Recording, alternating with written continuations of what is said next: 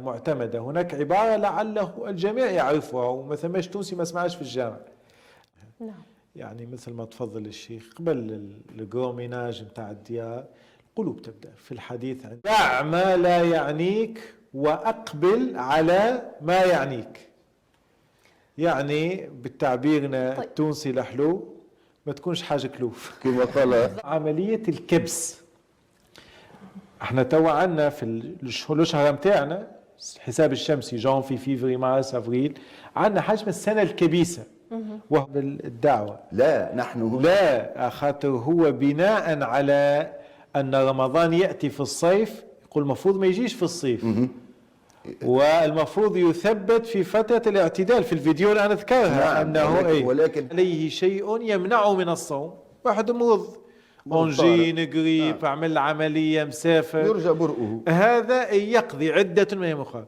واحد عنده مرض مزمن كما مثلا السكر أو الكلى أو شيء، هذا مش ممكن يخاطب بالقضاء، هو عاجز عن الصوم. الإنسان المريض حكم ربي أنه يخرج فدية، ليس من بعض الناس تقول له مثلا ما تصومش راك مريض كبير في السن، راهو خطير الصيام عليك، يقول لك نصوموا ليصير يصير.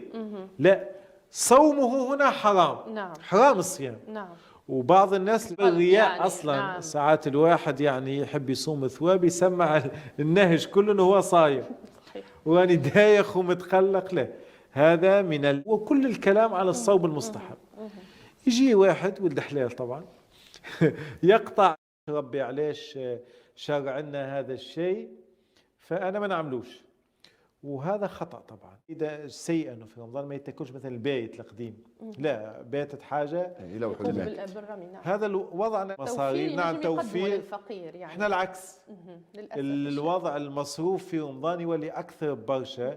فمهم جدا أن نرجع إلى القواعد الإلهية.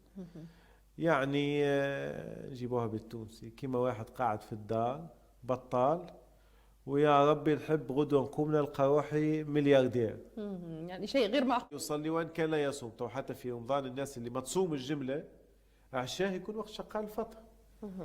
يعني شوربة وبريك وقدام التلفزة